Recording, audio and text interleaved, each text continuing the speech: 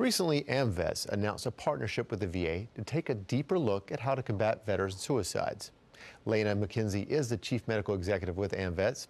Now, how do we reduce the number of suicides? Well, it's still an unknown, a lot of unknown factor at the moment, but I think that it's hit the national crisis that raised everybody concerned, and I'm hoping that more and more being more engaged, identify signs. Everyone have a veteran in their life, a neighbor, brother, sister, relative. I think that we already agree the number of suicide from the veteran community are extremely higher than average nationwide. There's a lot of factors that play into these issues. And one we have commonly identified is that it's a stigma that's been labeled, and lots of people don't want to seek help and talk about their issues because they don't want to be labeled, I have a mental health illness. And we hope to change that. And I think that the Department of Veteran Affairs recently, jointly with Department of Defense and Department of Homeland Security, under executive order to identify and prevent suicide. In that effort, it told me that they take this seriously, and it's also that it's all hands on deck.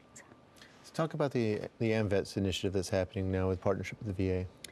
AMVET has been in serving veteran community for about 74 years. Lots of different programs, lots of good things that eventually giving back. Peer counseling is one of the big things. I was fortunate to lead a team that identified as a HEAL team. It stands for Healthcare Evaluation, Advocacy, and Legislation. And these are a group of licensed clinicians. We would be able to take direct call from veterans, any veteran. It doesn't matter if you have a mental health challenges or you have a healthcare issues that you unable to identify a provider or gaining the appropriate level of care. We're hoping that we are gaining a better understanding why people are not seeking help and connect them to the point of care that is appropriate for veterans and service members.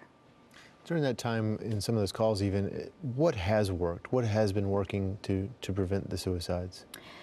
Our program is new. The call center is not live until Monday the 19th, but this past week since we make the announcement, we have already received numerous number of call and email correspond.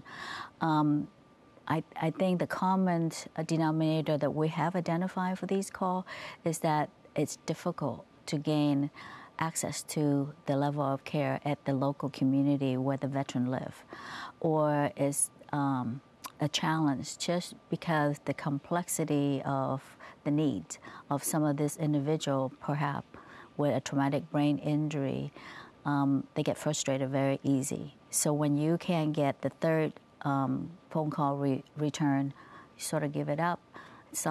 We talked to a veteran yesterday. He began to self-medicate because he can't live with the pain or the headache that he's battled with. In this instant, we will want to connect these individuals to neurology, to appropriate mental health screening, and hoping that we can identify appropriate treatment plan and a safe plan for reintegration to the community.